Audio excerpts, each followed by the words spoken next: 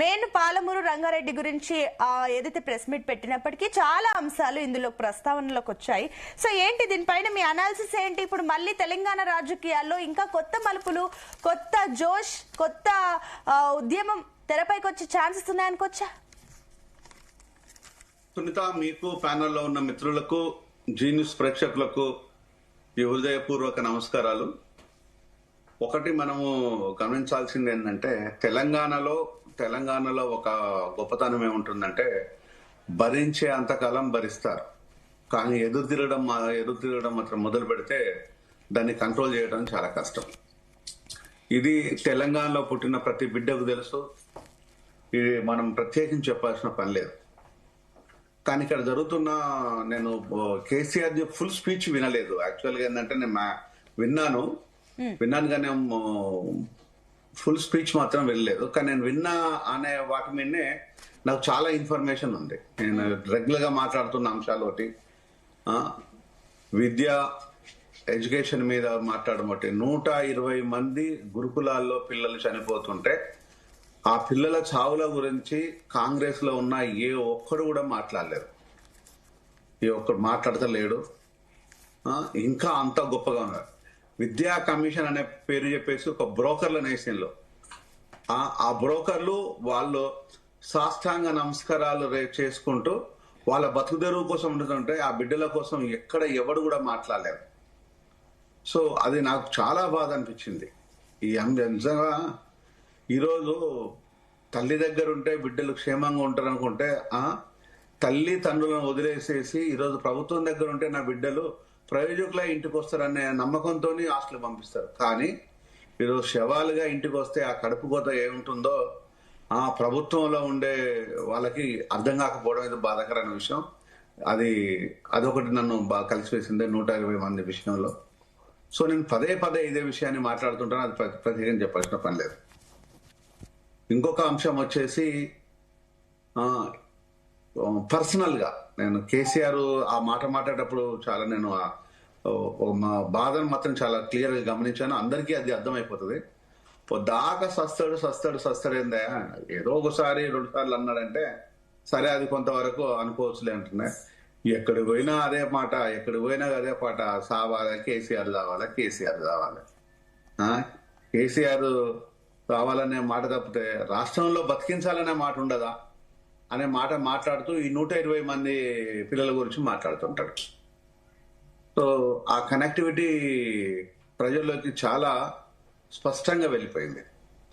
మరొక అంశాల లోపల వచ్చేసి, ఇక్కడ ఆయన భూపాల్లో ఇండస్ట్రియల్ మినిస్టర్ మాట్లాడినప్పుడు, వసుంధర రాధే వాళ్ళ సిస్టర్ ఉందంట, ఆమె పేరు నాకు కూడా పూర్తిగా తెలియదు, మధ్యప్రదేశ్ మినిస్టర్ పోయినప్పుడు అప్పుడు 20 లక్షల కోట్లు వచ్చినాయి కదమ్మా, మీకు చాలా పైసలు వచ్చినాయి కదా అంటే, అంత ఉత్తరేసారి ఏం రాలేదు, అట్లా ఊరికే అనౌన్స్మెంట్ వచ్చిందో అదొకటి మాట్లాడటం. దాంతో వచ్చేసి వైజాగ్ లో గ్లోబల్ సమ్మిట్ జరిగినప్పుడు అప్పుడు కూడా లక్షల కోట్లు అనౌన్స్ చేసిన, అక్కడ కూడా వచ్చిన దాఖలాలు లేవు. అంటే చాలా క్లియర్. ఇది మాత్రము ఈ గ్లోబల్ సమ్మిట్లు ఇవన్నీ చేయడానికి ఏంటంటే, ఇది ఆర్థిక విధ్వంసంతో పాటు వనరుల విధ్వంసం చేసేసి ఓన్లీ ఆ కుటుంబాలు, ప్రభుత్వంలో ఉండే కొన్ని కుటుంబాలు దోపిడీదారుల వ్యవస్థను బతికించుకోవడం కోసం తప్పితే ఈ పెద్ద గ్లోబల్ సమ్మిట్ల వల్ల వచ్చేది ఏం లేదు. నేను పదే గత 10 సంవత్సరాలుగా చెప్తున్నది ఏంటి అంటే, మీరు పాలనను సెంట్రలైజ్ చేయండి, తప్పు లేదు, కానీ డెవలప్మెంట్ ని డీసెంట్రలైజ్ చేయండి. పాలనాపరమైన అంశాలు హైదరాబాద్ నుంచో లేకపోతే వరంగల్ నుంచో లేకపోతే జిల్లాల వారిగా పాలన చేయండి, తప్పలేదు. ఎందుకంటే మన కలెక్టర్ ఆఫీసులు ఉన్నాయి, తను చేయండి. ఆ జిల్లాల వరకు సెంట్రలైజ్ చేయండి, స్టేట్ వరకు సెంట్రలైజ్ చేయండి. కానీ డెవలప్మెంట్ ఏదైతే ఉందో దాన్ని గ్రామం నుంచే మొదలు పెట్టుకొని రండి, ఎదుగుదలను, డెవలప్మెంట్ ని అన్ని మొదలు చెప్తున్నాను. కానీ ఇక్కడ ఏం లేదు. ఫోర్త్ సిటీ విషయం దేవుడెరుగు, ఫ్యూచర్ సిటీ దేవుడెరుగు. కానీ ఇప్పుడు ఉన్న భూములన్నీ రేవంత్ కొల్లగొట్టుకు వెళ్ళిపోతున్నాడు. రేవంత్ కు నిజంగా నిజాయితీ ఉన్నట్టు అయితే, నేను చాలా సందర్భంగా చెప్పిన, ఒక ఫ్రెండ్ గా చెప్తున్నా నీకు, నువ్వు చేసిన దోపిడీ, నువ్వు చేస్తున్న వంచన, నువ్వు చేస్తున్న దగ. ఇక్కడ భూములు 60 గజాలు భూములు ఇవ్వడానికి లేదు గాని మేము ఎవరితోనైతే యుద్ధం చేశామో వాళ్లకు వేల ఎకరాలు ఇప్పుడు కట్టబెట్టుకోవడం కోసం నువ్వు ఫ్యూచర్ సిటీలో మొదలు పెడుతున్న ఈ డ్రామాను ఎట్లా చూడాలి?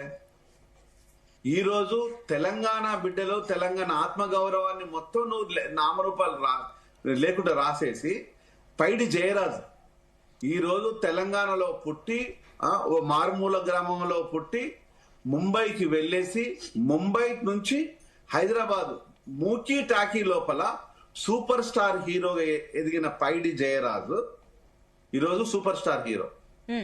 డాక్టర్ ప్రభాకర్ రెడ్డి గారు ఒక విలక్షణ నటుడే కాదు, ఆయన అత్యున్నతమైన మనసున్న వ్యక్తి.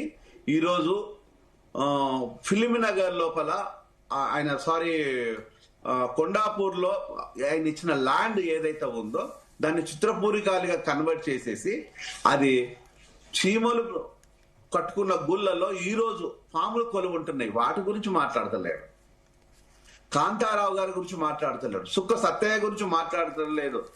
వరంగల్ బిడ్డ శంకర్ అనే పాట, కోడిబాయి లచ్చమ్మడి అనే పాట నేను చెప్పాల్సిన పని లేదు. ఈరోజు తెలంగాణ పుట్టిన ప్రతి ఒక్కరికి తెలుసు. ఆ పాట ప్రభంజనం వచ్చేసింది. అట్లా ఎంతో మంది కవులు, కళాకారులు, మహోన్నతమైన వ్యక్తులు సినిమా ఇండస్ట్రీకి పనిచేసే సి నారాయణ రెడ్డి లాంటి వాళ్ళు పనిచేస్తే నువ్వు బాలసుబ్రహ్మణ్యం తీసుకొచ్చి మా నెత్తిన పెట్టేసి దీనికి చంద్రబాబు రికమెండేషన్, వెంకయ్యనాయుడు వచ్చి రిబ్బన్ కట్ చేయడము, కాంగ్రెస్ ప్రభుత్వం పోయి పాలు పంచుకోవడం. సిగ్గుశరం ఉందా రేవంత్? నీకు కొంచెం కూడా సిగ్గు అనేది ఉందా? ఇంకా నువ్వేదో డ్రామాలు చేయటం కొంచెం కూడా. ఇది తెలంగాణ బిడ్డల ఆత్మగౌరవం.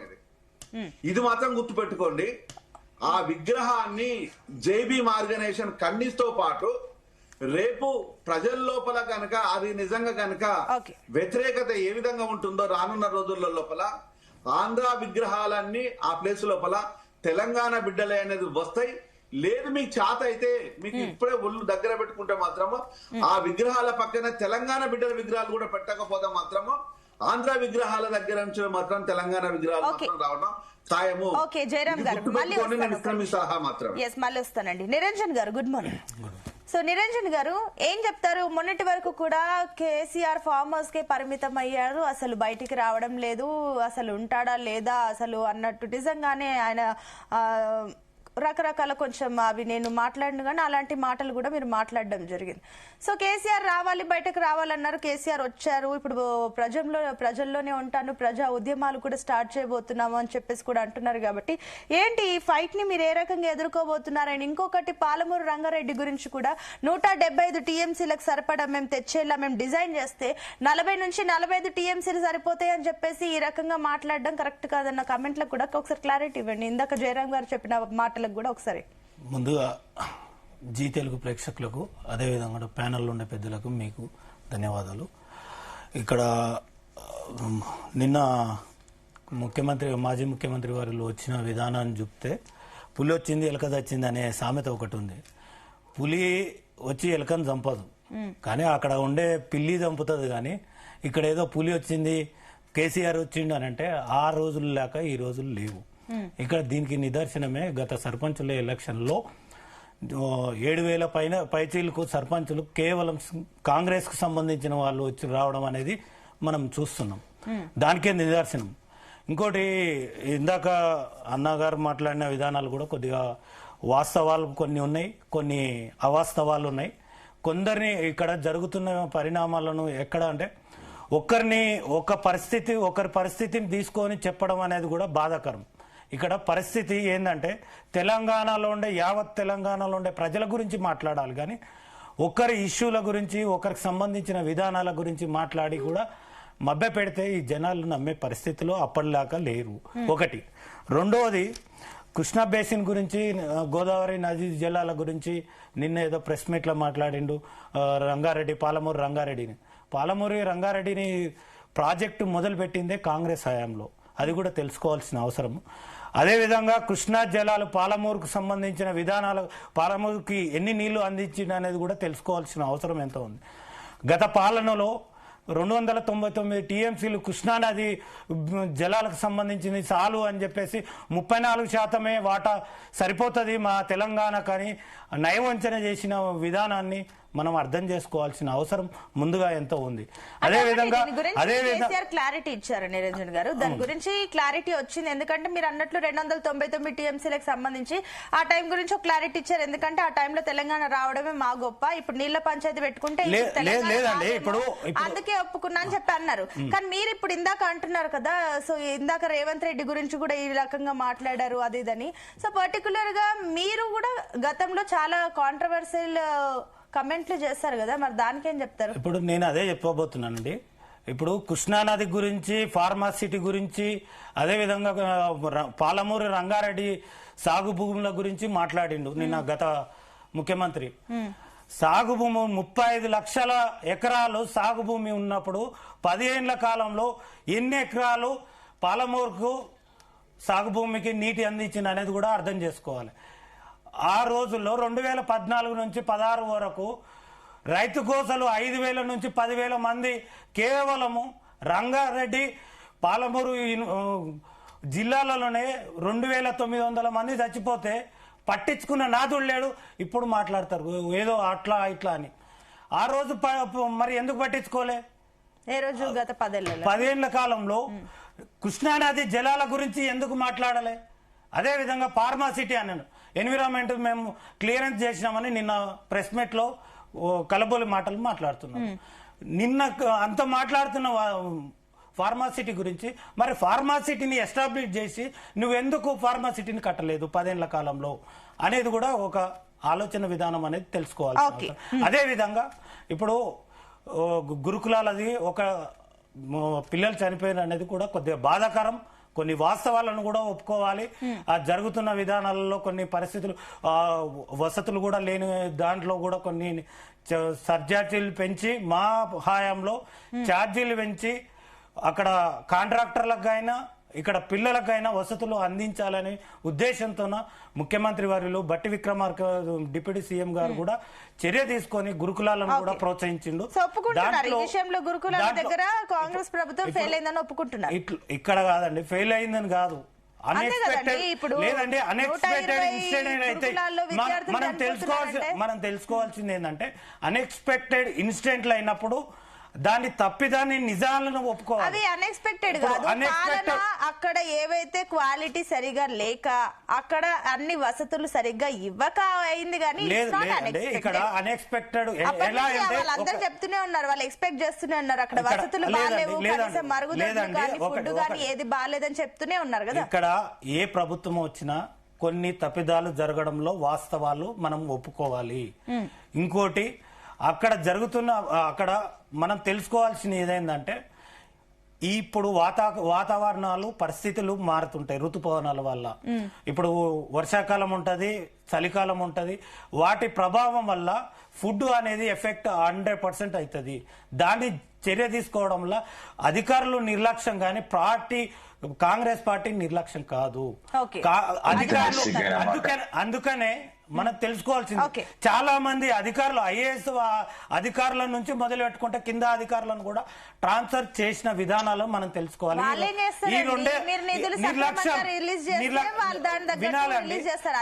ఇది టిఆర్ఎస్ ప్రభుత్వంలో జరుగుతున్న అధికారుల నిర్లక్ష్యం వల్ల కొన్ని లక్షల కోట్లు దోపిడీ, వాళ్ళ యొక్క అధికారులు అనుచరులు సంబంధించిన విధానాలను, వాళ్ళు దోపిడీ చేసిన విధానాలను మేము ఈ రోజు ఐఏఎస్ ఆఫీసర్లను ఈ రోజు కూడా మీరు తెలుసుకోండి. గత 2 ఏళ్లలో ఐఏఎస్ ఆఫీసర్ల నుంచి మొదలు పెట్టుకుంటే కింద అధికారుల వరకు కూడా వాళ్ళు నిర్లక్ష్యం, పార్టీ వచ్చిన తర్వాత కూడా నిర్లక్ష్యం చేసి వాళ్ళని అధికారులను ట్రాన్స్ఫర్లు చేపించి స్ట్రిక్ట్ తీసుకొని ఈ రోజు మేము ఎలాంటి లోపాలు లేకుండా పనిచేస్తున్నాం. అది కూడా మనం తెలుసుకోవాలి. ఒక నిమిషం అండి, మీరు అన్న పాయింట్స్ కూడా క్లారిటీ ఇస్తారు. రామ్మూర్తి గారు, సో ఏంటి ఇక్కడ ఇందాక పాయింట్స్ అన్ని విన్నారు నిరంజన్ గారు చెప్పినట్లు, ఏంటి ఏం చెప్తారా, వాస్తవాలేనవి? ఎందుకంటే ప్రభుత్వం ఇప్పుడు కూడా చేతులు దులుపుకునే పని చేస్తున్నది. ఇంకోటి ఏంటంటే, వాళ్ళ కొడుకో బిడ్డో ఫుడ్ పాయిజన్ చనిపోతే అర్థమైందండి. వాతావరణంలో మార్పు వల్ల చనిపోయాలంటే ఎంత నిస్సిగ్గైన మాట అండి. సిగ్గుండాలి కదా ప్రభుత్వానికి. అరే 120 మంది చచ్చిపోయినారు, రైతులు దాదాపు 700 మంది దాకా చచ్చిపోయారు, అదేవిధంగా ఆటో డ్రైవర్ 200 మంది చచ్చిపోయారు, అదేవిధంగా అయితే రియల్ ఎస్టేట్ పాపం చాలా అరిగోసపడుతూ వాళ్ళు కూడా సూసైడ్ చేసుకుంటున్నారు. అరే వీళ్ళ పరిపాలన చక్కగా లేకుండా గత 10 ఏళ్ళు ఆర్థిక దోపిడీ ఎట్లా నాకు అర్థం. కేసీఆర్ గారిని, హరీష్ రావు గారిని ఇంకా ఆర్థిక దోపిడీ చేసినోడు కూడా అసలు 2 నెలల నుంచి మీరు చేస్తున్నారు ఏంటిది ఆర్థిక దోపిడీ కాకపోతే ఏంటి? అసలు ఇంకోటి ఏంటంటే నోట్ల కట్టలతో పట్టుకొని 50 లక్షలు పట్టుకొని వచ్చినప్పుడే ఆర్థిక దోపిడీ స్టార్ట్ అయింది. ఆర్థిక దోపిడీకి సంబంధించి ఇంకోటి ఏంటంటే ఇప్పుడు నోట్ల కట్టలు పట్టుకొచ్చింది నువ్వే, అదే విధంగా 5 లక్షల కోట్లు మొన్న అమ్ముకోవాలని చూసింది నువ్వే, అదే విధంగా లగ్గచర్ల పోలపల్లి భూములు అమ్ముకోవాలని చూసింది నువ్వే, అదే విధంగా మీ అన్నదమ్ముల అరాచకం నడుస్తున్నది. మరి మీ అన్నదమ్ముల ఆర్థిక అరాచకమా లేకపోతే ఇంటిదని నాకు అర్థం కాదు. ఏమో అంటాడు ఆర్థిక తీవ్రవాదం అంటాడు, కథ అంటాడు, కార్కర్ అంటాడు. ఇంకోటి ఏంటంటే ఒక నిస్సిగ్గైన మాట ఏంటంటే ఈ రోజు నేను వాస్తవంగా చూస్తున్నా ఏదైతే ఉమ్మడి ఏపీ కంటే కేసీఆర్ పాలనలో ఎక్కువ అన్యాయం అంటే ఎవరికండి? తెలంగాణ కాదు ఆయన అన్నది. ఆయన తెలంగాణ ముఖ్యమంత్రి మాట కాదు ఇది. ఆంధ్రాకు అసిస్టెంట్ ముఖ్యమంత్రి లాగా మాట్లాడిన మాట ఇది. ఎందుకంటే తెలంగాణ వచ్చిన తర్వాత మేము ఏం చేసినామన్నది కొంత వివరించడానికి ప్రయత్నం చేస్తాం. నీటి విషయంలో నీళ్లు, నిధులు, నియామకాల విషయంలో సరే నిధులు అన్నది సరే, అదే ఉద్యోగాల విషయం నేను తర్వాత మాట్లాడతా కానీ ముఖ్యంగా నీళ్ల విషయం మాట్లాడదు. ఏదైతే తెలంగాణ రాగానే మిషన్ కాకతీయ పెట్టి 4 దఫాల్లో దాదాపు 21,634 చెరువులను మేము రిపేర్ చేసి దాంతో పాటు 15.6 లక్షల ఆయకట్టు స్థిరీకరించడం ఇది తెలంగాణకు జరిగిన న్యాయం. అదే విధంగా చెరువుల విషయంలో ఏదైతే వాస్తవంగా 8.93 టీఎంసీల నీటి సామర్థ్యాన్ని పునరుద్ధరించడం ఏదైతే చిన్న చెరువులు, అదే విధంగా ఖర్చు చేసిన మొత్తం 4 దఫాల్లో 5,458 కోట్లతోని చిన్న నీటి వనరుల మీద ఇంత పెద్ద ఎత్తున ఖర్చు చేసే ఏకైక ప్రభుత్వం దేశంలో కేసీఆర్ గారి ప్రభుత్వం. అదే విధంగా ఒక లక్ష చిల్లర ఏదైతే కొత్త ఆయకట్టు తీసుకొచ్చినాం. అదే విధంగా 2019లో పోలిస్తే 2023కు నీటి ఏదైతే వాస్తవంగా భూగర్భ జలాలు 5.36% భూగర్భంలో పెంచిన ఘనత అయితే గౌరవ కేసీఆర్ గారిది. ఇది న్యాయం అంటే గిదండి, అన్యాయం అంటే ఏంటన్నది కూడా చెప్తా. అదే విధంగా ఏదైతే వాస్తవంగా మాట్లాడుకుంటే తన తర్వాత మిషన్ భగీరథ అని వాస్తవంగా ఒక కార్యక్రమం తీసుకొచ్చి గడప గడపకు మీ నీళ్లు అందించినామండి. ఇలాంటి కార్యక్రమాలు చేస్తే తెలంగాణకు అన్యాయం జరిగినట్టు నీటి విషయంలో. ఇంకోటి ఏదైతే రంగారెడ్డి ప్రాజెక్ట్ తెచ్చింది అవి కూడా చెప్తా. వాళ్ళకి చాలా టైం ఇచ్చి నాకు కూడా వేయండి. ఎందుకంటే ఏదైతే రాష్ట్రంలో ఉన్న మిషన్ భగీరథ ద్వారా ప్రతి ప్రాజెక్ట్ లో ప్రతి రిజర్వాయర్ లో 10% నీటిని తాగునీటిగా ఏదైతే జనాలకు అందించడం. అదే విధంగా గోదావరి బేసిన్ లో 32.58 టీఎంసీలు, అదే విధంగా కృష్ణా బేసిన్ లో 23.44 టీఎంసీలు ఏదైతే ట్రిబ్యునల్స్ కేటాయించిన ద్వారానే మేమైతే తాగునీటికి పంపినాం. అదే విధంగా పచ్చి అబద్ధాలు ఆడుతున్న ఈ కాంగ్రెస్ పార్టీ అసలు ఆర్బీఐ లెక్కలు చెప్తే మీ లెక్క నా లెక్క ఈ కాకి లెక్కలు ఈ కాంగ్రెస్ వాళ్ళ కాకి లెక్కలు కాదండి. ఆర్బీఐ నివేదిక ప్రకారం 2014-15లో 1.31 కోట్ల ఎకరాలకు నీటి సాగుంటే మేము వచ్చిన తర్వాత 22-23 వరకు 2.29 కోట్ల ఎకరాలు ఎట్లా పెరిగినాయి అంటే ఇట్లా వండుకుంటే పెరిగినాయా లేకపోతే వీళ్ళలాగా వాస్తవంగా చెప్పాలంటే ఎవరిని కలవకుంటే ఏదైతే కమాండ్ కంట్రోల్ లో పైన పోయి రియల్ ఎస్టేట్ మీటింగ్ పెడితే పెరిగినాయా? అదే విధంగా ఏదైతే నీటి పారకం అండి 9.5 ఏళ్లలో ఇది 156% పెంచిన 1 కాదు 2 కాదండి 156%. ఇది నా లెక్క కూడా కాదు, ఆర్బీఐ లెక్క, అవసరమైతే క్రాస్ చెక్ చేసుకోండి. 2014-15 62.49 లక్షల ఎకరాలు ఏదైతే నీటి పారకం ఉంటే మేము వచ్చిన తర్వాత 23-24 వరకు 159.97 ఏదైతే లక్షల ఎకరాలకు నీటి పారకం ఇచ్చాం. అంటే కొత్తగా వాస్తవంగా సాగునీటి 98 లక్షల ఎకరాలకు నీళ్లు అందించినాం. ఇలాంటి కార్యక్రమాలు చేస్తే అసలు ఏం మాట్లాడతాడు? ఇంకోటి ఏంటంటే చాలా ఆశ్చర్యకరమైన విషయం ఏంటంటే ఇప్పటికి కూడా ఏదైతే వాస్తవంగా కృష్ణా ట్రిబ్యునల్ గురించి కూడా తెలియదండి. వాస్తవంగా చదువుకోవాలి, క్లియర్ చదువుకోవాలి. ఎందుకంటే కృష్ణా నది మీద వాస్తవంగా ఏంటంటే ఏదైతే 1973లో ట్రిబ్యునల్ ఏర్పాటు చేసింది. ఆ ట్రిబ్యునల్ ప్రకారమే ఇప్పటి వరకు నడుస్తున్నది. ఆ పంపకాలు కూడా చెప్తా, ఎందుకంటే ఏ విధమైన పంపకాలు జరిగినాయి ఏందన్నది కూడా చెప్తా. ఎందుకంటే చిన్న విషయాలు కూడా కాదు ఇవి. ఏంటంటే ఇప్పుడు 4 రాష్ట్రాలకు సంబంధించి కృష్ణా వాటర్ని డిస్ట్రిబ్యూట్ చేసింది. ఏదైతే మీకు క్లియర్ చెప్తాం, అది మహారాష్ట్రకు 560 టీఎంసీలు, అదేవిధంగా కర్ణాటకకు 700 టీఎంసీలు, అదేవిధంగా ఉమ్మడి ఆంధ్రప్రదేశ్ ఏదైతే 800 టీఎంసీలు, మొత్తం ఏదైతే 2060 టీఎంసీలు ఇందులో ఉన్నాయని ఏదైతే ఫస్ట్ కు సంబంధించి ఏదైతే మనకు మొదటి ట్రిబ్యునల్ ఏదైతే 73లో ఏర్పడే ట్రిబ్యునల్ క్లియర్ చేసింది. అప్పటి నుంచి ఇప్పటివరకు నడిచేది అదే. దాని తర్వాత రెండో ట్రిబ్యునల్ కూడా ఏర్పాటు చేసింది. ఏదైతే ఫస్ట్ ట్రిబ్యునల్ లో 2060 టీఎంసీలో నీళ్లు ఉన్నాయని తెలియజేసిన దాని తర్వాత ఏంటంటే 2010 వరకు ఇంకో ట్రిబ్యునల్ ఏర్పాటు కాలేదండి. రెండో ట్రిబ్యునల్ చెప్పింది ఏంటంటే నీటి లభ్యత 2578 టీఎంసీలు అని చెప్పిందండి.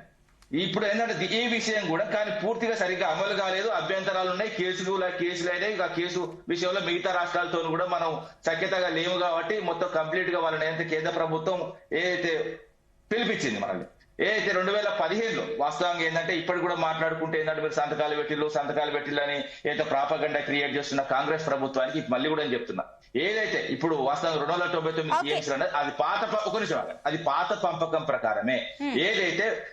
ఏదైతే బచావత్ ట్రిబ్యునల్ ఉన్నదో ఆ ట్రిబ్యునల్ ప్రకారం పంపకాలని ఏదైతే కొత్త ట్రిబ్యునల్ ఏదైతే వాస్తవంగా రిపోర్ట్ రాకముందు తీర్పు రాకముందు పాత ట్రిబ్యునల్ ప్రకారమే లెక్కలు నడుస్తాయి. ఈ పాత ట్రిబ్యునల్ ప్రకారం నడుస్తున్నప్పుడు ఏదైతే మనకు కేంద్ర ప్రభుత్వం పిలిపించినప్పుడు 2015లో ఏదైతే వాస్తవాలు ఏంటంటే ఇక్కడ క్లియర్ గా మీకు 7th పేరా మినిట్స్ కూడా చదివి వినిపిస్తా.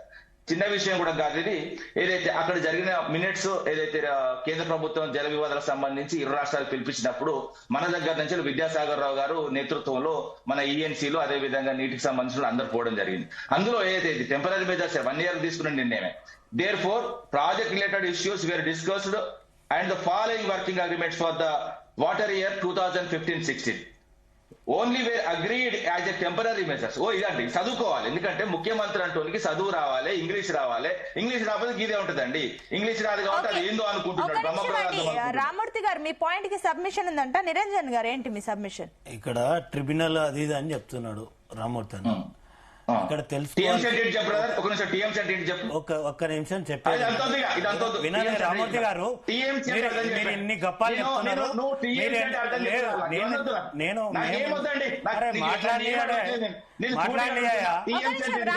నీకు వచ్చినప్పుడు నీది వచ్చినప్పుడు నువ్వు మాట్లాడు.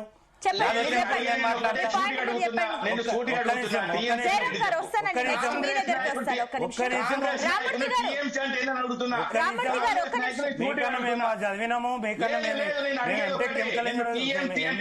చేసినాము.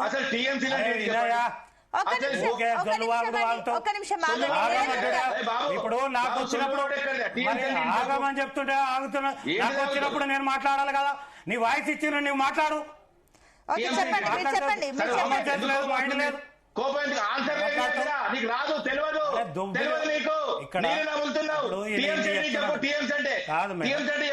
ఇక్కడ ఇరిగేషన్ సంబంధించినది కృష్ణా జిల్లాలకు సంబంధించినది. గవర్నమెంట్ వచ్చినాక ఈయన నీళ్లు నిధులు ఉద్యమం అని చెప్పేసి తెలంగాణ ప్రజలను ప్రజలను మోసం చేసుకుని ఈయన ఈ గత పాలనలో ఎన్ని ప్రాజెక్టులు కట్టిండ్రు, పాలమూరు జిల్లాకు ఎన్ని ప్రాజెక్టులు కట్టిండ్రు, తర్వాత ఎన్ని నిధులు వీళ్ళ ఇంటికి పోయినాయి, మరి రేవంత్ రెడ్డి గారి వాళ్ళ ఇంటికి ఎన్ని పోయినాయి, ఇప్పుడున్న ముఖ్యమంత్రి తీసుకోండి, అదే విధంగా ముఖ్యమంత్రి కుటుంబానికి ఎన్ని పోయినావో ఒక లెక్క చెప్పాలి. అదే విధంగా ఈ తెలంగాణలో కుటుంబ సర్వే అది అని చెప్పేసి జనాభా సర్వే అని చేసింది మేము, బీసీ ఎస్సీ ఎస్టీలకు చేసింది న్యాయం చేయబోయేది మేము. ఆ రోజు 2015-14లో భూముల సర్వేలు చేపించి దోచుకున్నది ఈ తెలంగాణలో ఎవరు అనేది స్పష్టంగా తెలంగాణ ప్రజలకు. అదే విధంగా ఇరిగేషన్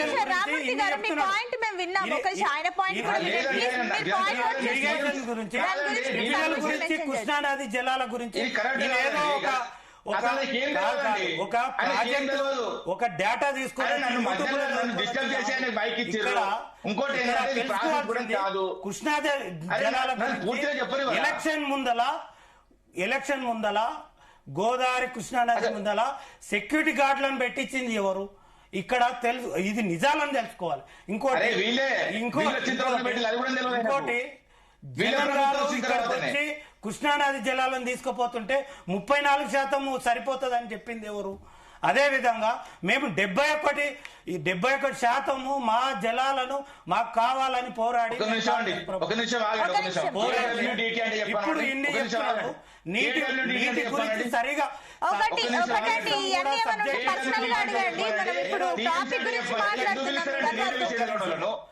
నీళ్ళ విషయంలో KWDT అంటే ఏంటి చెప్పండి, టీఎంసీ అంటే ఏంటి చెప్పండి. ఇదంతా వద్దండి.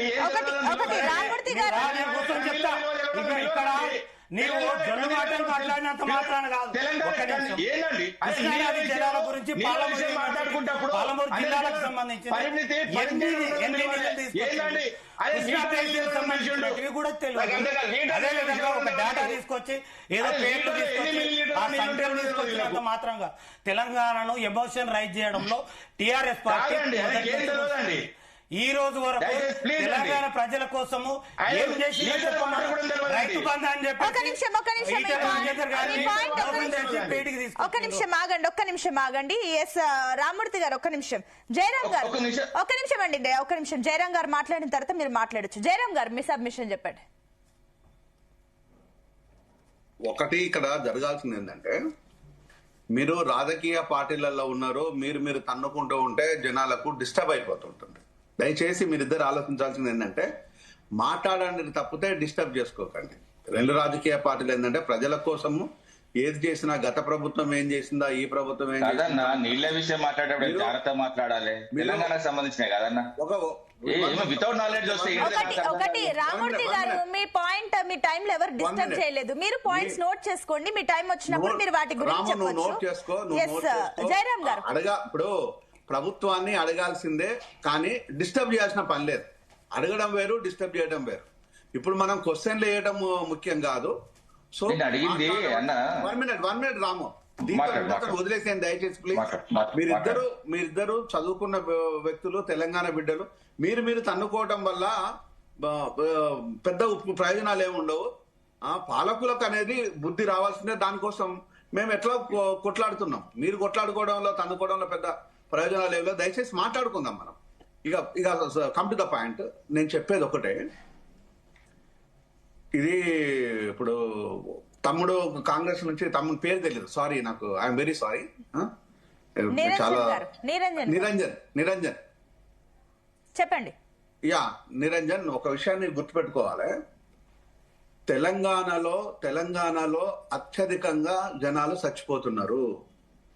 మొన్నటికి మొన్న మన దగ్గర ఎలక్షన్స్, ఏది పల్లెలలో సర్పంచ్ల ఎలక్షన్లు జరిగిన విషయం తెలిసిందే.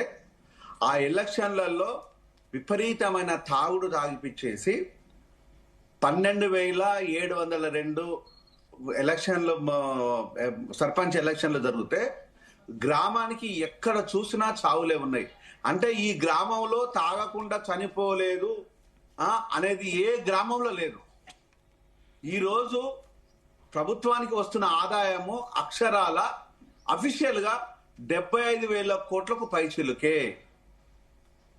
అక్షరాల. ఇక నువ్వు బెల్ట్ షాపుల గురించి మర్చిపో, అవన్నీ కలిపితే 1,000 కోట్లు దాటిపోతుంది. 75,000 కోట్లకు పైచిలకే. ఇంత దారుణంగా తాగిపించడం వల్ల ఎవరు చచ్చిపోతున్నారంటే ఎస్సీలు, ఎస్టీలు, బీసీలు, కూలీలు, కష్టపడి పనిచేసే కుటుంబాల నుంచి చచ్చిపోతున్నారు. ఏ రేవంత్ రెడ్డి కుటుంబంలో చచ్చిపోవట్లేదు, ఏ కాంగ్రెస్ కుటుంబంలో నుంచి చచ్చిపోవట్లేదు, ఏ బీఆర్ఎస్ కుటుంబంలో చచ్చిపోవట్లేదు. ఓన్లీ యుద్ధం చేసి, నిత్యము ఆకలి కోసం యుద్ధం చేసే కుటుంబాల నుంచే చస్తున్నారు. దానికోసము నేను అన్ని రాజకీయ పార్టీలను వేడుకుంటున్నాను. అయ్యా, మీరు మనుషులైతే మాట్లాడండ్రా దాని గురించి. జంతువులాగా తలూపకడ్రా అని చెప్తుంటే, ఈ జంతువులు మాత్రమే ఈరోజు మేము ప్రభుత్వంలో ఉండేసి దొంగలుగా వ్యవహరించి దోపిడీ చేస్తుంది భూముల కోసం. ఇది స్పష్టమైన అంశం మీద మాట్లాడమంటే ముఖ్యమంత్రి మాట్లాడు, మంత్రులు మాట్లాడరు, ఇంకా చైర్మన్లు గీమ్లేలు మాట్లాడు, ఎవడు మాట్లాడు. ఎంత కష్టం అంత దాచుకుందాం. ఆర్థిక విధ్వంసం అనేది తెలంగాణ వచ్చినప్పటి నుంచి ఇప్పటి వరకు, ఈ రోజు వరకు కూడా, ఆ నలుగురు దోపిడీ అనేది మనం మాట్లాడితే, ఇప్పుడు ఆలీబాబా చాలీ చోర్ అంటే ఆ నలుగురితో పాటు 40 మంది దొంగలకు ఇంకా పైచిలకే దోపిడీ జరుగుతుంది. ఈ రోజు ఆ కులము కుటుంబం అని మాట్లాడినాము. ఈ రోజు రెడ్డి కులము, రేవంత్ కుటుంబం ఈరోజు దోపిడీ లోపల ప్రథమ భాగం, సింహ భాగం ఉన్నది. ఇవి స్పష్టంగానే ఉంది. నేనేదో చెప్పకుండా, పేరు చెప్పకుండా నాకు భయం లేదు, నాకు బాధ లేదు. ఈరోజు ఒక డాక్టర్ గా రాష్ట్రం లోపల వైద్య వృత్తి గాని, వైద్య విద్య గాని, సాధారణమైన విద్య గాని అటకెక్కిపోయి నిరుపేదలు, నిరక్షరాస్యులు ఈరోజు అగమ్య గోచరంగా మారిపోతున్నారు. ఎకరా 2 ఎకరాల భూములు ఉంటే ఈరోజు మొత్తం నీరు గారిపోతుంది, ప్రజలకు దోపిడీ గురైతుంది. ఏమి మాట్లాడతలేరు. నిన్న కేసీఆర్ గారు మాట్లాడటం లోపల మీరు ఒకదాని పాయింట్ టు పాయింట్ ఆన్సర్లు చేయండి. కేసీఆర్ నా చిన్నానో పెద్దనానో కాదు, రేవంత్ నా అన్నో తమ్ముడో కాదు. నాకు ఇద్దరి మీద గౌరవం ఉంది. ఇద్దరిని ప్రశ్నించాల్సిన అధికారం నాకున్నది, ఇద్దరిని నేను గలుగుతున్నాను, ఆ దమ్ము నాకుంది. కానీ మీరు పాయింట్ టు పాయింట్ కాకుండా గతం లోపల సంబంధం లేని విషయాలు, నిన్న స్పీచ్ మీద డిస్కస్ చేద్దాం. మనం చాలా విషయాలు డిస్కస్ చేయాల్సి ఉన్నది. నిన్న కేసీఆర్ గారు మాట్లాడిన దాంట్లో లోపల తప్పులేమున్నాయి, నిజాలేమున్నాయి, సద్విమర్శలు ఉండాలి, ఆత్మవిమర్శలు ఉండాలి, అడగడం ఉండాలి. అంతే తప్పుదే సంబంధం లేకుండా, ఓదానికి కూడా సంబంధం లేకుండా ఈరోజు జనరల్ గా ఏపీ లోపలేమో కూటమి ప్రభుత్వం నడుస్తుంది. ఈ రోజు ప్రజల లోపల, తెలంగాణ ప్రజల లోపల నిరంజన్, నేను ఒక గ్రామీణ ప్రాంతం నుంచి వచ్చిన ఒక అత్యున్నతమైన డాక్టర్ని. నేను అదే మన గ్రామాలకు పోతే, అన్నా ఈరోజు చంద్రబాబు నాయుడు గవర్నమెంట్ ఉన్నది తెలంగాణలో, బీజేపీ గవర్నమెంట్ ఉన్నది, కాంగ్రెస్ గవర్నమెంట్ ఉన్నది, కానీ కూటమి ప్రభుత్వం ఇక్కడ నడుస్తుందన్న అనేది గ్రామీణ స్థాయిలో ఉన్న 10th క్లాస్ పిల్లోడు ప్రశ్నిస్తున్నారు తమ్ముడు. దానికి నిజంగా రేవంత్ కు సిగ్గుంటే అది కాదు, ఈ రోజు నేనే నా దమ్ము ధైర్యంతో నడుస్తున్నాను ఒక స్టేట్మెంట్ ఇచ్చేసి అది లేకుండా చేయమని చెప్పు. ఎవరు వెంకయ్య నాయుడు, ఎవరు బాలసుబ్రహ్మణ్యము ఎందుకు ఇక్కడ వచ్చి ఓపెన్ చేస్తుంటే, ఇదే విగ్రహాన్ని, ఇదే జయరాజ్ విగ్రహాన్ని అమరావతిలో పెట్టే దమ్ము గనక రేవంత్ కు ఉన్నదా? రేవంత్ దానికి పోయి ఓపెన్ చేయమని చూద్దాం. ప్రభాకర్ రెడ్డి గారి విగ్రహాన్ని పెట్టి చేయమని చెప్పి చూద్దాం. కాంతారావు గారి విగ్రహాన్ని పెట్టి చూద్దాం. సుక్క సత్యాది పెట్టమని చెప్పు. ఆ జానపద గాయకుడు ఇదే శంకర్ది పెట్టమనం, మా గదిరాన్నది పెట్టమనం. అదే ఇది ఇంత క్లియర్ కనిపిస్తుంది. ఇది అవినీతి సంబంధించిన కూటమిది, ఇది ఒక తెలియని కూటమి నడుస్తుంది అనే విషయాన్ని ఈ రోజు దోపిడి దొంగలు, ఒకడు దొంగ కంప్లీట్ ఈ రోజు చిత్రపురి కాలనీని 10 మంది దొంగలు కబ్జా పెట్టి అమ్మేసుకుంటున్నారు. దాని పూర్తి వివరాలు పోలీసులకు కబ్జా చేసిన నేను పోయి నేను అందజేస్తే ఇంతవరకు నా కొడుకులను అరెస్టే చేయలేదు. సిగ్గుందా రేవంత్? నీకు సిగ్గు శరం ఏమైనా ఉన్నదా? ఎందుకు అరెస్ట్ అయిపోయావు నువ్వు? వారి వెనకాల ఉన్నది ఎవడు? నా కొడుకున్నాడు? నేను అడుగుతున్నా కదా. ఈరోజు నువ్వు నేను మనం ఒక మనసుగా తేడాలు మనకి పుట్టడం లోపల కొట్టాడడం ప్రజల కోసమే కదా. ఈరోజు నువ్వు రియల్ ఎస్టేట్ మాత్రమే చేస్తున్నావు, రియల్ ఎస్టేట్ దందా చేస్తున్నావు. నేను ప్రజల కోసం యుద్ధం చేస్తున్నాను. నీకు నాకున్న తేడంతా, నేను నా పిల్లల్ని వదిలేసేసి మేము గ్రామాలు తిరుగుతున్నాము, నువ్వేం చేస్తున్నావు? ప్యాలెస్లలో వంటున్నావు, ఫ్లైట్లలో తిరుగుతున్నావు. నువ్వు చేస్తున్నది ఏంది? నేను ప్రశ్నిస్తే నేను ప్రభుత్వాన్ని అడగాలి. నాకు ప్రభుత్వం లేని వాళ్ళని అడగాల్సిన డ్యూటీకి నాది కాదు. ప్రభుత్వంలో బీజేపీ ఉన్న అడుగుతాను, బీఆర్ఎస్ ఉన్న అడుగుతాను, కాంగ్రెస్ ఉన్న అడుగుతాను. ఈ రోజు నిన్ను అడిగిన బాధ్యత నాకు ప్రజలు ఇచ్చిందో నేను అడుగుతున్నాను. నీ దమ్ముంటే ఏ ఒక్కరోజు నీ జీవితం లోపల ఈ 2 సంవత్సరాలు నా ఒక్క మాట నీకు ఆన్సర్ చెప్పే ధైర్యం ఉందా రేవంత్? నీకు కాదు, ఈవెన్ నీ ప్రభుత్వంలో ఏ ఒక్కరి ఆ ధైర్యం లేదు. జయరామ్ గారు, welcome back to you. S Rammurthy గారు, సో ఒక పాయింట్ చెప్పండి క్లియర్ గా. ఏదైతే పాలమూరు రంగారెడ్డి ప్రాజెక్టు గురించి కేసీఆర్ చెప్పిన కామెంట్స్ ఏవైతే ఉన్నాయో, సరే ఈ విషయాలన్నీ వాటి గురించి మనం క్లారిటీ అడుగుదాం, తెలుసుకుందాం. అంతకంటే ముందుగా దీని గురించి కూడా అటు సీఎం రేవంత్ రెడ్డి కూడా బలమైన కౌంటర్స్ ఇచ్చారు. అట్ ద సేమ్ టైం మీరు మోదీని, చంద్రబాబు నాయుడిని వీళ్ళ గురించి కూడా మాట్లాడడం అయితే జరిగింది. అయితే ఇంకొకటి ఏంటంటే, మీ 10 ఏళ్ల పాలనలో మీరు ప్రాజెక్టులకు సంబంధించి ఇవన్నీ వెనకబడిన ప్రాజెక్టులు, పెండింగ్ ప్రాజెక్టులని కొత్తగా పేర్లు పెట్టి వాటిని వెనుకకు పంపించేస్తారు. తెలంగాణ వెనకబడలేదు, వెనక నెట్టేశారని చెప్పేసి కూడా కమెంట్లు వచ్చినాయి. కాబట్టి సో ఏం చెప్తారు? మీ 10 ఏళ్లలో మీరు ఈ ప్రాజెక్టులకి ఎంత మేర మీరు ఫుల్ ప్లెజ్డ్ గా చేశారు? నిజంగానే ఏ అవినీతి జరగకుండా మీరు వీటి గురించి ముందుకు తీసుకెళ్లారు అనుకోవచ్చా ఈ ప్రాజెక్టులని? క్లియర్ గా చెప్తా అండి. ఎందుకంటే గోదావరి మీద ఏం చేసినాము, అదే విధంగా కృష్ణా నది మీద ఏం చేసినాం అన్నది క్లియర్ గా చెప్తా. ఎందుకంటే నీళ్ల విషయంలో మాట్లాడడానికి వచ్చినప్పుడు వాస్తవంగా కొంత నీళ్ల మీద సబ్జెక్ట్ అనేది నేర్చుకోవాలి. ఎందుకంటే టీఎంసీలు అంటే ఏంది, అసలు ట్రిబ్యునల్స్ అంటే ఏంది, అదే విధంగా అసలు గోదావరి ఎన్ని కిలోమీటర్ ప్రవహిస్తుంది, కృష్ణా ఎన్ని కిలోమీటర్ ప్రవహిస్తుంది, అసలు ఉమ్మడి పాలనలో ఎందుకు అన్యాయం జరిగింది, అసలు ఎందుకు తెలంగాణ కోసం ఉద్యమం స్టార్ట్ అయింది, ఏదైతే 8 ఏళ్లు సపరేట్ గా ఉన్న తెలంగాణను 5 ఏళ్లు సపరేట్ గా ఉన్న ఆంధ్రప్రదేశ్ ను తీసుకొచ్చి కలిపిన తర్వాత ఏ విధంగా 60 ఏళ్ళు దోపిడీ జరిగింది, దీనికి కాంగ్రెస్ ప్రభుత్వం చేసింది ఏంది, అసలు కాంగ్రెస్ ప్రభుత్వం కలిపిన తర్వాత ఎంత ఘోరంగా అన్యాయం అయింది తెలంగాణ రాష్ట్రం. అదే విధంగా నేనేమంటున్నా, గోదావరి 750 కిలోమీటర్లు ప్రవహిస్తుందండి తెలంగాణలో. ఏదైతే ఉమ్మడి ఆంధ్రప్రదేశ్ లో ఒక్క ప్రాజెక్ట్ కూడా కట్టలేదు. ఎందుకంటే ఎస్ఆర్ఎస్పీ తర్వాత వాస్తవంగా మళ్ళీ ధవళేశ్వరం దాకా ఇంకా అసలు ముట్టుకోలేదు.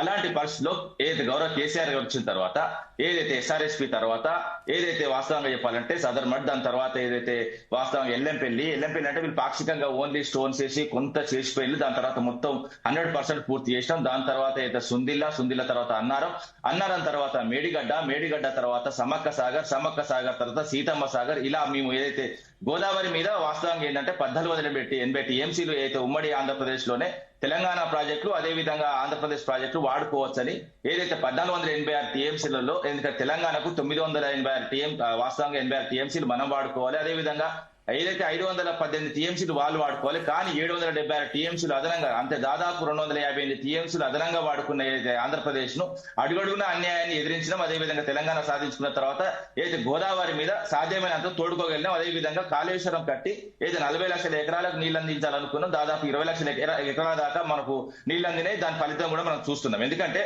ఏదైతే కృష్ణా నది కూడా దాదాపు ఏదైతే 360 కిలోమీటర్లు ప్రవేశించండి తెలంగాణలో, కానీ దాని మీద తెలంగాణకు సంబంధించిన ప్రాజెక్టులు కట్టమంటే మాత్రం ఏదైతే 1980లో స్టోన్ వేస్తారో దాని తర్వాత ఇక మళ్ళా 2014 వరకు ఒక్కటి కూడా ప్రాజెక్ట్ చేతిలోకి రాలేదండి. ఎందుకంటే మేము తెలంగాణ ఏర్పడిన తర్వాత ప్రాజెక్ట్ పూర్తి చేసిన ప్రాజెక్ట్ వివరాలు ఏదైతే రాజీవ్ భీమా ఎత్తిపోతల పథకం, కోయిల్ సాగర్ తమిళ ఎత్తిపోతల పథకం 11 నెలల్లో పూర్తి చేసినాం. అదేవిధంగా భక్త రామదాస్ ఎత్తిపోతల పథకం 10 నెలల్లో పూర్తయింది. అదేవిధంగా శ్రీరామ్ సాగర్ 2వ దశ, మిడుమానేరు, అదేవిధంగా గోదావరి నదిపై కాళేశ్వరం, ఈ విషయం కూడా చెప్పాను, మేడిగడ్డ అన్నారేమో అని చెప్పాను.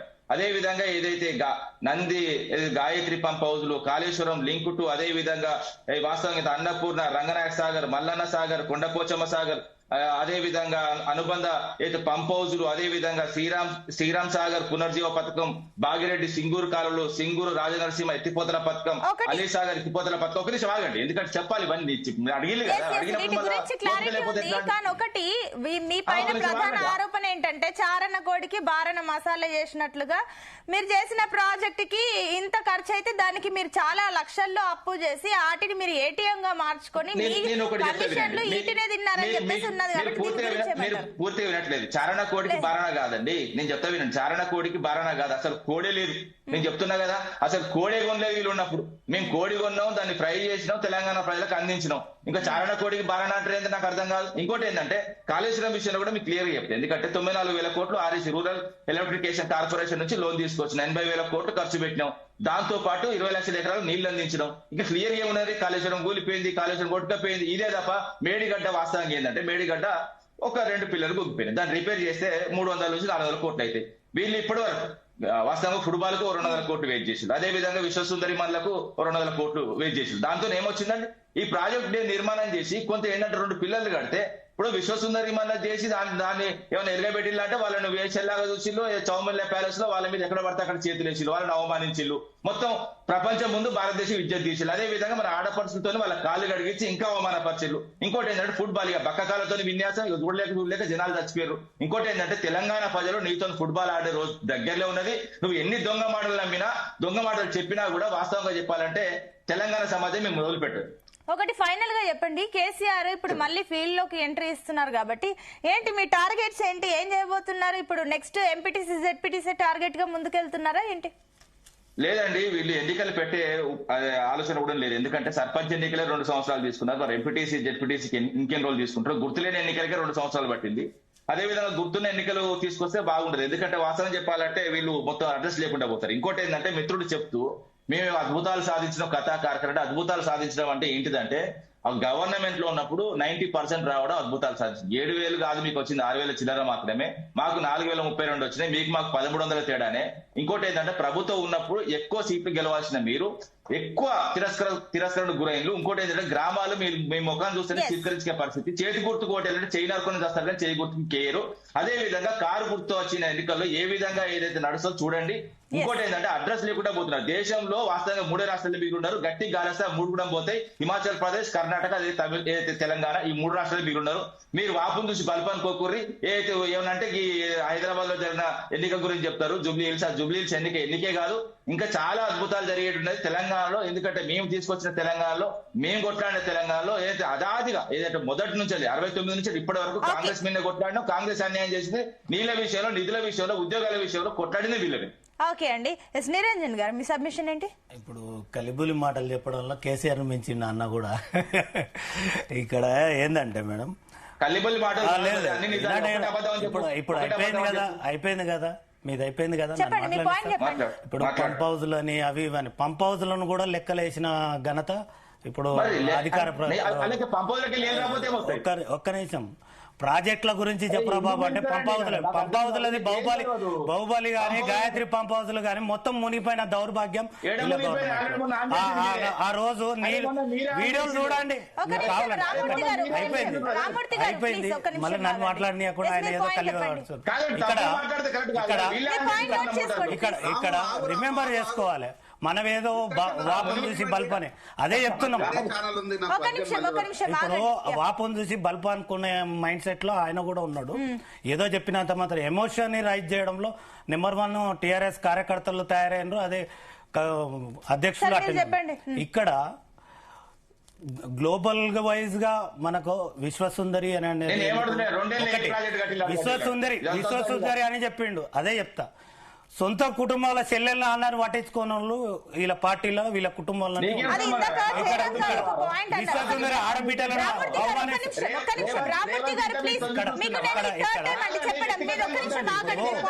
ఇప్పుడు ఆయనే అన్నాడు ఆడబిడ్డలని అవమానించాలని.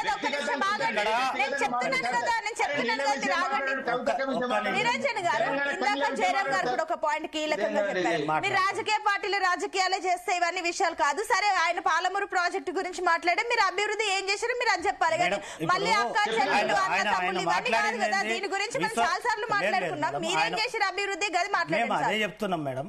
విశ్వసుందరి అది ఇది అని చెప్పేసి అవమానించిండ్రు అది ఇది అని చెప్తున్నాడు. విశ్వసుందరి అంటే ఆయనంత నాలెడ్జ్ లేదు. ప్రపంచం మొత్తము ఈ దేశాన్ని ఈ రాష్ట్రంలో ఉండే హైదరాబాద్ ను చూస్తుంది. అంటే పెట్టుబడులు ఈ దేశాల్లో ఈ ప్రపంచంలో వచ్చి జ్ఞానం లేకుండా మాట్లాడే అజ్ఞానంగా దౌర్భాగ్యంగా మాట్లాడుతుంటే నేను కూడా మాట్లాడతాను, నాకు వస్తుంది నోరు అన్ని చేయగలుగుతాను. కానీ మాట్లాడే కాదు, డిబేట్ లో వచ్చినప్పుడు ఒక విధానంతోనే మాట్లాడాలి. ఆ విధానం నేను మాట్లాడుతున్నా ఆయనకు అర్థం కావట్లేదు. ఒకటి మీరు ఇప్పుడు గ్లోబల్ ఇందాక మీరు అన్నారు కదా ఈ గ్రామ పంచాయతీలకు సంబంధించి మాకు మంచి రిజల్ట్ వచ్చింది, 50% దాకా వచ్చింది మీరు చెప్పేసుకున్నారు కాబట్టి వాళ్ళు 1300 తేడానే ఉంది, అంత పెద్దగా ఏం లేదని చెప్పి వాళ్ళు కూడా అన్నారు కాబట్టి మరి అట్లాంటప్పుడు రేవంత్ రెడ్డి ఎందుకు అంత సీరియస్ గా జెడ్పీటీసీ ఎంపీటీసీ ఇదే రిజల్ట్ వస్తే బాగోదు అని ఎందుకు అంత ఫైర్ అయ్యారు? అంటే మీరు అప్పుడేమో గ్రామ పంచాయతీకి మీరు బానే పొగుడుకుంటున్నారు, బానే ఉందని చెప్తున్నారు. మరి ఎంపీటీసీ జెడ్పీటీసీకి ఈ రిజల్ట్ వస్తే ఒప్పుకోమన్నట్టు ఎందుకు మాట్లాడుతున్నారు? ఇప్పుడు ఎవరైనా గానీ మన ఇంట్లో అయినా గానీ మన పిల్లాడు చెడిపోతున్నట్టే ఊరుకుంటామా మేడం? ఊకోము కదా.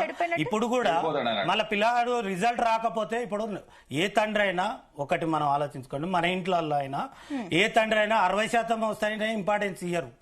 అదే 90% వస్తాయి రిజల్ట్ వస్తాయి, నా కొడుకు 90%, నా కొడుకు 90 ఇట్లా ఫస్ట్ ర్యాంక్ సెకండ్ ర్యాంక్. ఇది కూడా పోటా పోటీ. ఇప్పుడు మేము కూడా అదే చెప్తున్నాం మేడం. ఇప్పుడు గొప్ప చెప్తలేము మేము. ఇప్పుడు కూడా గొప్ప చెప్తలేము, పెద్ద గొప్పలు దొరుకుతలేము. వాళ్ళలాగా గింత తీసుకోవి గింత చూపిస్తలేము. మేము ఉన్నది ఉన్నట్టే చెప్తాం. కాంగ్రెస్ ప్రభుత్వం కాంగ్రెస్ పార్టీ ఎప్పుడైనా ఆగండి, మతి లేకుండా మాట్లాడుతావు, శృతి లేకుండా అరుస్తావేందా? తిక్కలోడా ఉన్నావు, ఏం మాట్లాడుతున్నావా? ఇప్పుడు నువ్వు మాట్లాడినప్పుడు ఊకున్నావా? ఏమన్నా అన్నావా? ధమాకుందా? కామన్ సెన్స్ ఉందా? ఏం మాట్లాడతాడు మేడం? అరే మినిమం నాలెడ్జ్ లేకపోతే ఇప్పుడు ఆయన మాట్లాడినాడు, జయరామ్ అన్న మాట్లాడినప్పుడు మేమన్నా మాట్లాడినామా? ఆయన మాట్లాడినప్పుడు ఏమన్నా మాట్లాడినామా? కామన్ సెన్స్ లేకుండా మాట్లాడతాడు. ఏం మాట్లా నేను కూడా యూనివర్సిటీ పిల్లనే వర్వకు నీ మాట్లాడినప్పుడు మాట్లాడినాం కదా. ఏమైనా మేడం ఆయన తెలివి లేకుండా మాట్లాడతాడు, మినిమం ఆలోచన లేకుండా ఆయన మాట్లాడినప్పుడు ఇక్కడ తెలంగాణలో కలిబులు ఎప్పుడైనా డంకా మోగిచ్చి చెప్పడంలో టిఆర్ఎస్ పార్టీ కార్యకర్తల నుంచి మొదలు పెట్టుకుంటే పెద్దవాళ్ళకు కూడా ఉన్నారు. కానీ ఎమోషన్ రైజ్ చేసి ఎన్ని నాళ్ళు పాలిస్తావు అనేది కూడా తెలుసుకోవాలి అవసరం. ఇక్కడ వాళ్ళు ఎమోషన్ రైజ్ చేస్తున్నారు.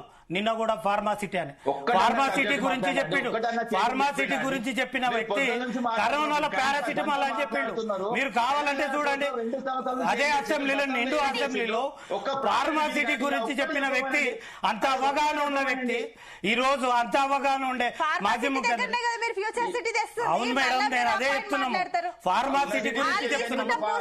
ఫార్మాసిటీ గురించి పారాసిటమాల్ వేసుకుంటే కరోనా తగ్గిపోయినా, కరోనా పారాసిటమాల్ వేసుకుంటే కరోనా తగ్గిపోతుంది అన్న మాజీ ముఖ్యమంత్రులు ఫార్మాసిటీ గురించి అవగాహన ఉంటే మరి ఫార్మాసిటీని ఎందుకు 10 ఏళ్లలో చేయలేదు? వాళ్ళు చేయనందుకే ఈ 2 ఏళ్లలో మేము శంకుస్థాపన చేసినాము. ఫార్మాసిటీలో అదే దాంట్లో ఈ రోజు ఫ్యూచర్ సిటీని ప్రపంచం వైజ్ గా మేము తెలంగాణను ఆకర్షిస్తున్నాం. పెట్టుబడులు రాస్తున్నాం. నిరంజన్ గారు, మీరు ఫ్యూచర్ సిటీ ఏదైతే తీసుకొచ్చారో మంచి కాన్సెప్ట్, మేము ఎంకరేజ్ చేస్తాం. ఎందుకంటే సరే ఏదైతే కనెక్టివిటీని పెంచుతున్నారని మేము ఎంకరేజ్ చేస్తాం. కానీ మీరు అప్పటికి రాగానే మీకు ఫ్యూచర్ సిటీ డెవలప్ చేయడానికి ఇంత భూసేకరణ కావాలి, ఇవన్నీ కావాలి, వాళ్ళు వచ్చి అక్కడ ఫార్మసిటీ చేస్తామంటే మీరు అది తీసేసి మీరు అక్కడ ఫ్యూచర్ సిటీ చేస్తున్నారు కాబట్టి పాసిబుల్ అయ్యింది. మరి మీరు మళ్ళీ ఫార్మసిటీ ఏం చేసిర్రు, ఏం కథ అని మాట్లాడితే కరెక్ట్ కాదు కదా. ఇక్కడ తెలుసుకోవాల్సిన అజ్ఞానంలో మాట్లాడే వాళ్ళకు నేను ఒకటే చెప్తున్నా, ఇక్కడ అది సరిహద్దు కాస్త 1000 మిలియన్ క్యూబిక్ మినిమం నాలెడ్జ్ కూడా ఒక్కటి పట్టుకొని కుట్టి కొట్టినట్టు బల్ల కొట్టినట్టు దిమాగ్ లేకుండా మాట్లాడకు, కామన్ సెన్స్ మాట్లాడే. నువ్వు రామ్జీయో రామోజో కానీ కొద్దిగా కామన్ సెన్స్ లేకుండా మాట్లాడకు, దిమాగ్ ఉండి మాట్లాడు. సుత్తిగాళ్ళక మాట్లాడుతూ అదే అరుస్తున్నావు, డమ్కమ్మ పెట్టి అప్పెట్టు కొట్టినట్టే ఇక్కడ ఇక్కడ ఫార్మాసిటీ గురించి మాట్లాడారు. మేము 2 ఏళ్ల కాలంలో ఫ్యూచర్ సిటీ గురించి చెప్పి ఫ్యూచర్ సిటీని ఇప్పుడు అక్కడ ఆకర్షించి ఫ్యూచర్ సిటీ గురించి మేము ఈ రోజు మీరు పోయి చూడుకోండి, రోడ్లు కూడా నడుస్తున్నాయి. విత్ ఇన్ క్షణంలో మేము పనిచేస్తున్నాం. దానికి తగ్గట్టుగా వీళ్ళు తెలంగాణ వ్యవస్థను మాడిఫై చేసినాం. అదే విధంగా రోడ్లు కూడా మీరు చేసినవి కావు, అవి కేంద్రం నుంచి వచ్చే కేంద్ర నిధులను తెప్పించుకున్నది మేము. ఈ రోజు రోడ్లు రావిరాల నుంచి 4 లైన్ల రోడ్లు శ్రీశైలం రూట్ లో నడుస్తున్నది. మేము కేంద్రంలో ఒప్పించినామంటే మా ఘనతనే కదా. మేము కేంద్రం నుంచి తెప్పించుకున్నామంటే ఇక్కడ అర్థం చేసుకోవాల్సింది ఏంటంటే, అది రోడ్ల విషయంలో ఒప్పించిన మీరు, ఒక్క నిమిషం, నీటి విషయంలో ఎందుకు ఒప్పించలేదు? మేము అదే చెప్తున్నాం మేడం. మేము ఇప్పటికి కూడా 71% మా తెలంగాణ వాటాకు మాకు కావాలని కొట్లాడే అడుగుతున్నాం ఈ రోజు వరకు. మీరు గవర్నమెంట్ లో ఉన్నప్పుడు తెలంగాణ గురించి నీటి గురించి ఏ రోజైనా ఢిల్లీలో ధర్నా చేసినా? ఢిల్లీలో గవర్నమెంట్ ఉన్నప్పుడు ఏ రోజైనా నిధుల గురించి ఢిల్లీలో పోయి ధర్నా చేసిన ఘనత వీళ్ళకు ఉందా అని అడుగుతున్నా. చిత్తశుద్ధి ఉందా అది కూడా తెలుసుకోవాల్సిన అవసరం వీళ్ళ కార్యకర్తలు. అదే విధంగా ఇంకోటి కూడా తెలుసుకోవాల్సిన అవసరం ఏంటంటే, ఫ్యూచర్ సిటీ గురించి ఎంఓఈలు రాయించుకున్నారు. నిన్న మాట్లాడిన దానికే నేను మాట్లాడుతున్నా. ఆయన లాగా ఏదైతే మాట్లాడుతున్నా, నిన్న రాయించుకున్న ఎంఓఈలు అన్నాను. చంద్రబాబు గురించి నేను మాట్లాడదలుచుకోలే. ఇక్కడ చంద్రబాబు గురించి మేము మాట్లాడదలుచుకోలేదు. ఇక్కడ మేము మాట్లాడాల్సింది ఎంఓఈల గురించి రాయించుకున్నాం. ఇన్ని లక్షల కోట్లు ఎందుకంటే వాళ్ళ సార్ గురించి గొప్పలు చెప్పామంటే ఇక్కడ తెలుసుకోవాల్సింది. రామ్మూర్తి గారు, మేము అదే చెప్తున్నామన్నా. మమ్మల్ని మాట్లాడకుండా నువ్వు మాట్లాడుతుంటే అది సరైన పద్ధతి కాదు. ఈ సొసైటీలో డబ్బాలు చెప్పుకొని నడవడం, డబ్బు తీసుకొని చెప్పడం తప్ప ఏమీ లేదు. జరిగిన విధానాల రామ్మూర్తి గారు ఒక్క నిమిషం ఆగండి. జయరామ్ గారు, సో ఫైనల్ గా అసలు మాట్లాడిన కాన్సెప్ట్ గురించి మాట్లాడితే కూడా ఇక్కడ మోదీని తీసుకురావడం జరిగింది, చంద్రబాబు నాయుడు గురించి మాట్లాడడం జరిగింది. గత 50 ఏళ్లలో కాంగ్రెస్ పాలనే ఉండే, ఆ టైంలో వీళ్ళు పాలమూరు రంగారెడ్డికి ఏం చేశారని చెప్పేసి క్లియర్ గా చెప్పడం జరిగింది కేసీఆర్. ఆ తర్వాత 20 ఏళ్ళు చంద్రబాబు నాయుడు ఉన్నారు, వీళ్ళ ద్వారానే తెలంగాణ ఎన్నికకు నెట్టేయబడింది అని చెప్పేసి కూడా కీలకమైన కామెంట్స్. ఇప్పుడు చూస్తే కూడా ఇప్పుడు మోదీ, చంద్రబాబు నాయుడు, రేవంత్ రెడ్డి ముగ్గురు గురించి మాట్లాడిన కేసీఆర్ గురించి ఇప్పుడు రేవంత్ రెడ్డి కూడా కామెంట్స్ చేస్తారు. కాబట్టి సో ఏమనుకోవచ్చు, ఈ ఎంపీటీసీ జెడ్పీటీసీ ఎన్నికల పైన ఈ మాటలు ఏమైనా ఎఫెక్ట్ చూపిస్తుందా? మీ ఫైనల్ కామెంట్స్ ఏంటి? మీరు అడిగిన క్వశ్చన్ 100% చాలా ప్రజలకి ఇట్లాంటివి కావాలి కదా. ఇంకొకటి దీంట్లోపల ఇంటర్నల్ గా జరుగుతున్న ఒక పెద్ద మోసం ఇంకొకటి జరగబోతుంది. అది కేసీఆర్ ప్రశ్నించాలి, రేవంత్ మాట్లాడాలి. విషయం ఏంటంటే లార్జ్ స్కేల్ లోపల ఫోర్త్ సిటీ లేదు అనుకుంటే future city, what ever the fourth city, future city, ఇది అంతా చేయడం దేనికోసం జరుగుతుంది అంటే ఇప్పుడు జరిగేది లేదు, చేసేది లేదు. భూములన్నీ కొల్లగొట్టేసుకున్న తర్వాత దీన్ని ఇలానే వదిలేసి ఈ బొమ్మలను చూపించేసి, అంటే ఇది బాహుబలి ఇది రేంజ్ లోపల సినిమా ఒక ఫోటోగ్రఫీ వీడియోలు చూపించేసి దీని వల్ల ప్రయోజనాలు అయితే ఏమి లేవు. కానీ కేసీఆర్ ప్రశ్నించాల్సింది ఏంది అంటే ఇప్పుడు మన గ్రామీణ ప్రాంతాల నుంచి అభివృద్ధి కావాలా, ఓన్లీ హైదరాబాద్ మీదనే దీన్ని డెవలప్ చేసుకోవాలా? ఇది హైదరాబాదే డెవలప్ జరిగినట్టయితే రానున్న రోజుల్లో రాజధాని హైదరాబాద్ కు ఉండకుండా పోవడానికి గల కుట్రలు జరుగుతున్నవి. బీజేపీ కుట్ర చేస్తుంది, చంద్రబాబు నాయుడు కుట్ర చేస్తున్నాడు, పవన్ కళ్యాణ్ కుట్ర చేస్తున్నాడు. ఈ కుట్రలో భాగంగా రేవంత్ రెడ్డి ఉన్నాడు. కాంగ్రెస్ లేదు, నేను చెప్తున్నాను. రేవంత్ రెడ్డి కుట్రలో భాగంగా ఉన్నాడు. ఈ కుట్రకు రేవంత్ రెడ్డి భాగంగా ఎందుకున్నాడు అని చెప్తున్నట్టే రియల్ ఎస్టేటే తన జీవితము, రియల్ ఎస్టేట్ కూడా తనకు జీవితమే లేదు రేవంత్ రెడ్డికి. ఇప్పుడు ఇదన్నీ భూములన్నీ కొల్లగొట్టుకుంటూ వస్తున్నాడు రేవంత్ రెడ్డి. అనునాయులకు భూములన్నీ ఇచ్చేసుకుంటూ ఈవెన్ ఇండస్ట్రియల్ భూములను కూడా కొల్లగొట్టిందంతా రేవంత్ రెడ్డినే. ఇలా అందరికీ తెలిసిన విషయాలే. మీరు ఇది కాదు అనుకుంటే రేవంత్ రెడ్డి ఒక శ్వేతపత్రాన్ని ఏం రిలీజ్ చేయాలంటే ఈ 2 సంవత్సరాల నుంచి, లేదనుకుంటే గతించిన 5 సంవత్సరాల నుంచైనా 10 సంవత్సరాల నుంచైనా ఈ 2 సంవత్సరాలను కలిపేసి ఇండస్ట్రియల్ భూములు ఎవడెవడి చేతులు మారినాయి అనే దాన్ని ఒక లిస్టు పెట్టండి. అందులోపల దోపిడి దొంగలు ఒక మాలోడికి లేదు, మాదిగోడికి లేడు, గౌలోడికి లేడు, మున్నూరు కాపోడికి ఎవ్వరికి లేదు. ఎస్సీలకు బీసీలకు భూములు ఉండవు. ఈ భూములన్నీ ఎవరి చేతిలో వెళ్ళాయంటే వెలమ, రెడ్డి, కమ్మ ఈ 3 కులాల చేతుల్లోకి ఆ భూములన్నీ వెళ్ళిపోయినాయి. ఇంకా చెప్పాలంటే అధికారం ఎవరి చేతిలో ఉంటే కులాలకు మతాలకు అతీతంగా వాని చేతిలోకి వెళ్ళిపోయింది. అందులో మాలోళ్ళు ఉండొచ్చు, మాదిగోళ్ళు ఉండొచ్చు, బీసీలు ఉండొచ్చు, కానీ ఇదంతా పోయింది. మరి ఇంతటి మోసం జరుగుతుంటే నిన్న దీనిపైన కేసీఆర్ గారు మాట్లాడకపోవడం నేను బాధపడ్డాను. కేసీఆర్ గారు ఇది మాట్లాడితే ఇంకా బాగుండేది. ఎందుకంటే ఈ భూములు చాలా కీలకమైనవి, ఈ దోపిడీ చాలా ముఖ్యమైనది. రేపు బీజేపీ వచ్చి కనుక దీన్ని కనుక మొత్తము కేంద్ర పాలిత ప్రాంతానికి చేసినట్టు అవుతే ఇది చెయ్యాలని బీజేపీకి ఎంతో కోరికగా ఉంది. ఒకవేళ అర్థం చేసినట్టు అవుతే రేపు తెలంగాణ ప్రజలను ఆర్థిక దోపిడీ కాదు, మొత్తం కంప్లీట్ ఇక్కడ ఉన్న సంపాదన అంతా ఢిల్లీకి మోసుకుపోయే ప్రయత్నమే తప్ప ఇది ప్రజలకు ఎలాంటి ఉపయోగం లేదు. ఫోర్త్ సిటీ ఫ్యూచర్ సిటీ కాదు. 10 seconds అండి, చెప్పండి. ఇక్కడ వాళ్ళు వీళ్ళు ఏదో చెప్పినంత మాత్రాన కాదండి. ఇక్కడ తెలంగాణలో ఒక్క నిమిషం ఇప్పుడు నీలం ప్రాజెక్టు గానీ, అదేవిధంగా పాలెం ప్రాజెక్టు గానీ, మంచిర్యాల గానీ, జయశంకర్ ఆల్రెడీ ముఖ్యమంత్రి వర్యులు ప్రాజెక్టుల గురించి ఒక ఫైనల్ రిపోర్టు తీసుకున్నారు. ఎస్ఆర్ఎస్పి గానీ, ఎస్ఎల్బిసి గానీ ఈ ప్రాజెక్టుల గురించి ఒక ప్రాజెక్టు గురించి ఒక అవగాహనతోనే ఈ రోజు కొత్తగా తయారు చేయబోయి ఆ ప్రాజెక్టులను ఆల్రెడీ ఇరిగేషన్ శాఖ ఐఏఎస్ ఆఫీసర్లకు కూడా ఒక ఎస్టిమేషన్ ప్రాజెక్టులు పంపి దాన్ని తయారు చేసి డిపి లేఅవుట్లను కూడా మేము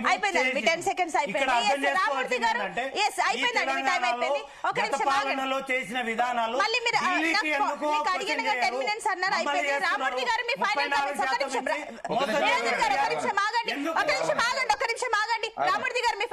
చెప్పండి. మిత్రుడికి డిపి లేఅవుట్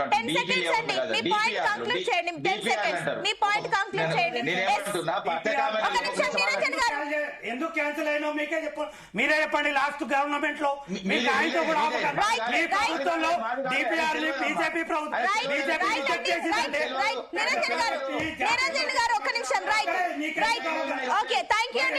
పార్టిసిపేట్ చేసిన అందరికి కూడా థ్యాంక్ యూ సో మచ్ అండి.